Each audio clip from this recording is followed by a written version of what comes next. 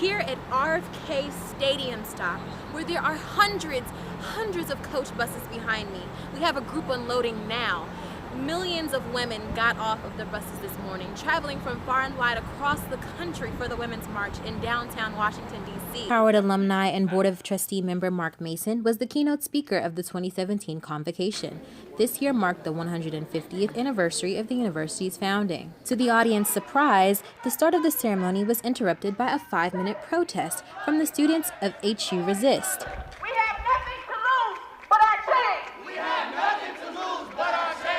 Some students found Mason's speech, which followed, relevant and unifying.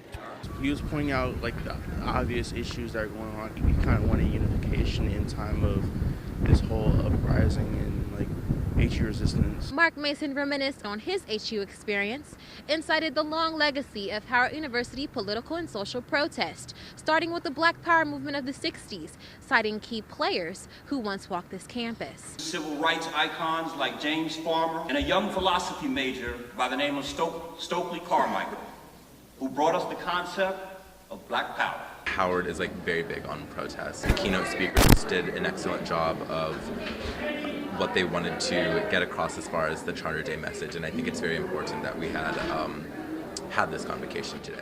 Mason also spoke about his values of hard work, leading a legacy, and the importance of education and having faith in God. And I promise you, if I talk to my mother any night after 8 o'clock, she will say, don't forget to say your prayers.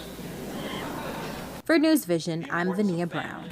With mental health at the forefront of Black culture and psychological studies, it begs the question: does the Black community shy away from addressing mental and emotional health issues? It's not really something that we really talk about. It's looked upon as being a negative thing in the Black community. I'm just going through a lot. It just feels as though I don't know who to talk to. Mental health services have not always been as, I think, considerate of cultural differences. But there is some stigma. Does this mean that I have that it's weak?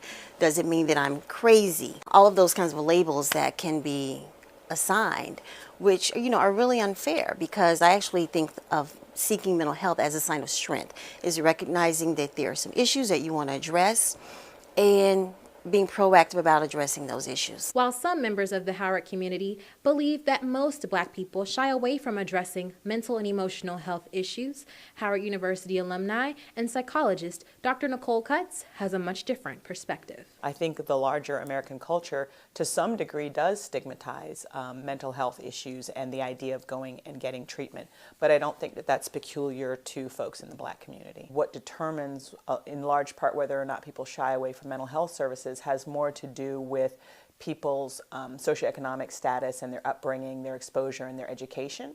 According to the National Institutes of Health, there are differences in stigma among cultural groups. While explanations as to why these differences exist are rarely known, studies indicate cultural values are important with regard to stigma for Asian Americans and African Americans in particular. Less is known about the interaction between cultural values and mental illness for other cultural groups. But how do we, as a community, combat the overlying issue of stigmatism? Educate yourself. You should also be sensitive, I think, in your language, in not engaging in microaggressions. I think that hiding it, feeling that shame, helps to perpetuate the stigma. For News Vision, I'm Vania Brown. This is the Priceless Gowns Project's second year at this YMCA location in DC, and they still continue to provide an array of sizes and fashions to high school juniors and seniors in the DC metropolitan area.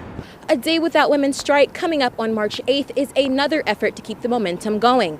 While some believe a Trump presidency calls for a 4-year action plan, others say the fight for women and human rights goes beyond the presidential term.